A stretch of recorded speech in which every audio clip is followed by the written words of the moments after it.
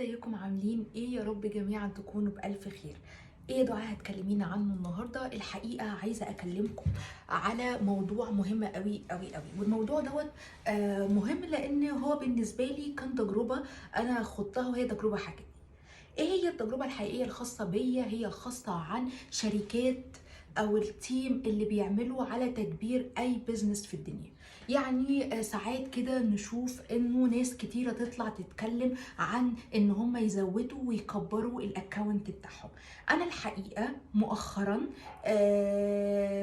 كان ليا تجربة، والتجربة دي الحقيقة ناجحة، رغم ان كل الناس يعني خوفتني انه لا ممكن لما تزودي او تكبري البيزنس بتاعك تروحي مثلا لاكونت او تيم تزويد للبزنس بتاعك. لازم تكوني واثقه اولا من التيم ده، لازم تعرفي ان الزياده دي تكون حقيقيه مش زياده فيك. طيب حتى لو زودتي ممكن هما ما يتفاعلوش او الناس اللي انضافت دي ما تتفاعلش معاكي. فالحقيقه انا اتخوفت كتير من كلام صحابي والقريبين ليا واللي بستشيرهم طب اعمل ايه وكده. ولكن انا من قبيل الصدفه عرفت شركه تزويد وتكبير بزنس، وهم تيم كده على بعضه. كل الناس دي هم متخصصين بس في انهم يكبروا اي بزنس. زي ايه البزنس يا دعاء؟ يعني لو انت فوتوغرافر وعامل صفحه ليك ومحتاج ان الناس تعرفك اكتر، عندك فولورز، الفولورز اللي عندك بيعملوا لك لايكات، تمام، انت عايز اكتر، انت عايز الناس تتعرف عليك اكتر واكتر، فانت محتاج تزود البيزنس. انت ميك اب ارتست وبتعملي العرايس وعايزه الناس تعرفك وتبقي تكبري البيزنس لانه شغلك دوت يعتبر بيزنس. انت موديل، انت بلوجر يعني زي حالاتي، فشركه عامله صفحه لبيع منتجاتها ومحتاجه تكبر الناس اللي هتشوفها ويطلبوا المنتجات بتاعتهم، انفلونسر وهكذا. فمن هنا بقى جات لي فكره انه لا انا هجرب. وبعدين قعدت اخد كل سؤال من الاسئله اللي صحابي بيقولوا لي. يعني مثلا لما اتقال لي مثلا انت زودتي الفولورز بتوعك، هما الفولورز بتوعك دول مصريين في الغالب. اي حد هيقول لك ان انا هزود لك انفلونسر، هزود لك عفوا فولورز مصريين قوي، ما بيبقاش اكيورد ودقيق جدا في الحته دي. لكن انا الفولورز عشان يكونوا حقيقيين ومش فيك دول بيجوا من كل انحاء العالم. ده نمبر 1. في ناس تقول لي طب انت زودتي الفولورز بتوعك، مش شرط ابدا ان هم يتفاعلوا معاكي سواء يعملوا فيو او يعملوا لايكات. طيب الزياده دي فادتك بايه؟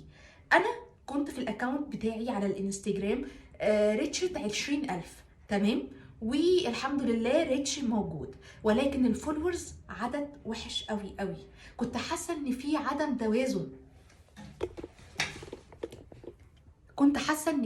توازن، في الموضوع. ازاي انا ريتش وازاي عددي قليل؟ طيب لما بتزودي العدد ده بيعملوا ايه حتى لو ما تفعلوش؟ ده بيحافظ على الشكل الجمالي للاكونت بتاعك.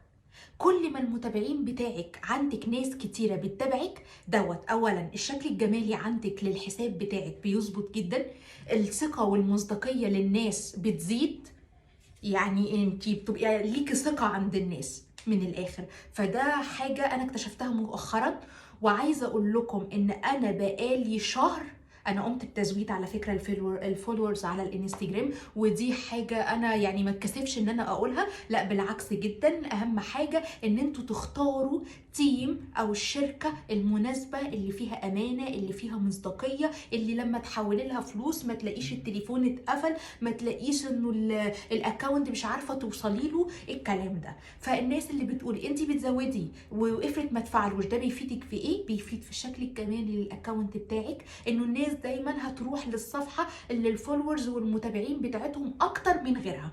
ومحدش يقدر يقول لي عكس كده، لان انا مش هصدق عكس كده، لان هي دي الحقيقه. الناس دايما بتبص ومصداقيتهم بتزيد للاكونت اللي الفولورز بتوعه عاليين وكبار. بس مش معنى كده ان انت عمال على بطال تزودي.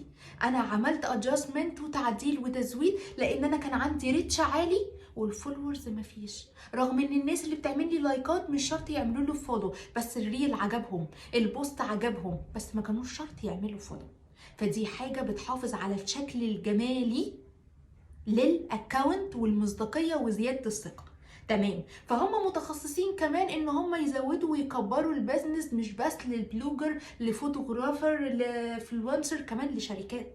يعني لو شركه كبيره بتبيع منتجات، مثلا لو قلت لك مثلا مثال على شركه اديداس، شركه عالميه وكبيره، لما بتعمل صفحه، الصفحه دي محتاجه ان هي تكبرها عشان يبقى فيها عدد فولورز اكتر ويطلبوا منتجاتهم من جميع انحاء العالم، فدول بيلجأوا لشركات تزويد وتكبير البيزنس. تمام. فدي النقطة الأولانية اللي أنا جاوبت عليها، إنه لما تزودي فولورز بس وما يكونش فيه تفاعل، أنت استفدت إيه؟ استفدت شكل جمالي، استفدت مصداقية للناس، الناس بتجري دايما أو بتحب دايما الفولور، الصفحة أو البيج اللي فيها متابعين كتير، هم بيصدقوا لما دوت بيحصل. فمش عيب ابدا ان انت تعملي تعديل صغير يتناسب مع الريتش بتاعك وتبقي ماشيه. عندهم ايه تاني؟ ان هم بس مش بيزودوا فولورز، لو حابه ان انت تزودي مشاهدات على الريلز دوت موجود عندهم.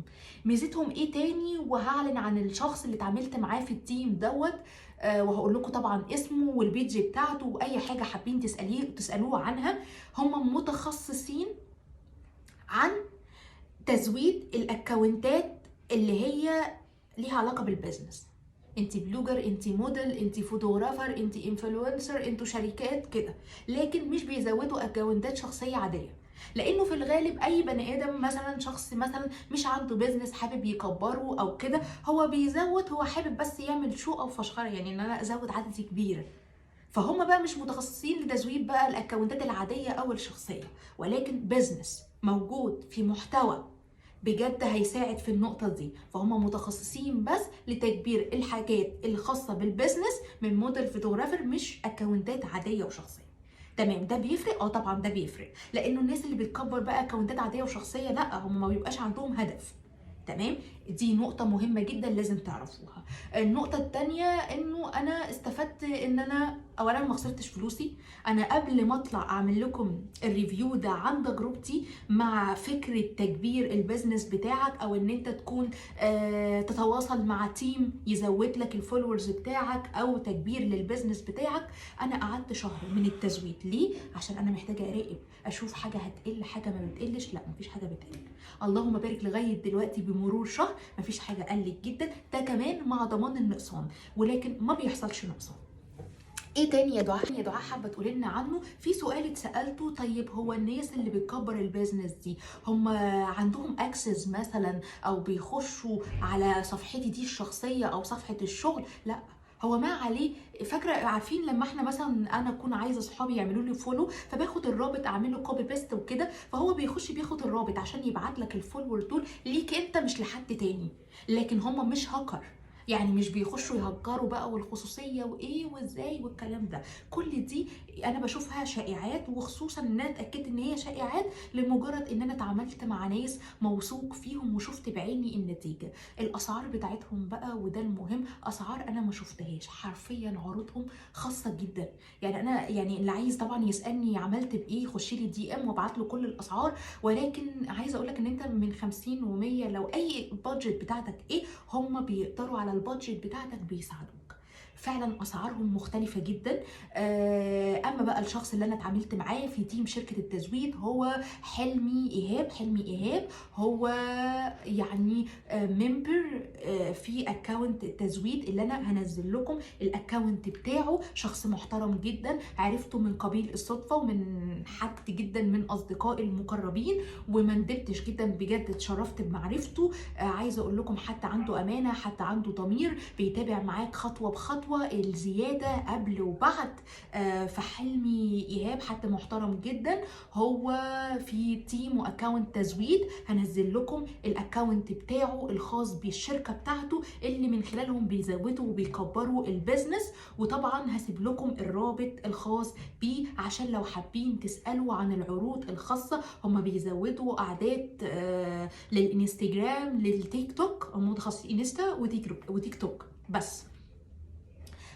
فبجد انا بشكره بشكل شخصي.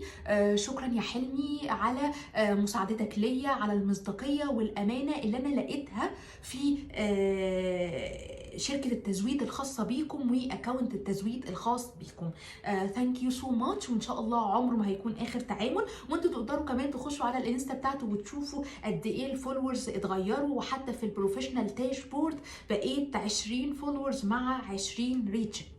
فانا بشكرك جدا، وعايزه اقول لك انه انا قعدت وحتى من غير ما اقول لك ان انا هطلع اتكلم عنك او عن الاكونت الخاص بيك، ولكن كنت حابه اشوف النتيجه بنفسي واقعد شهر كامل، لانه دي انا ناس هتسمع الفيديو، ناس هنديهم ثقه بشكل مختلف، فلازم يكونوا مطمنين 100%. ثانك يو ليك حلمي ايهاب، وثانك يو على التيم والكرو الخاص بيك، عن المسؤول عن تدبير البزنس الخاص بالصفحات. ثانك يو سو ماتش. باي. وده اكونت حلمي ايهاب من تيم التزويد.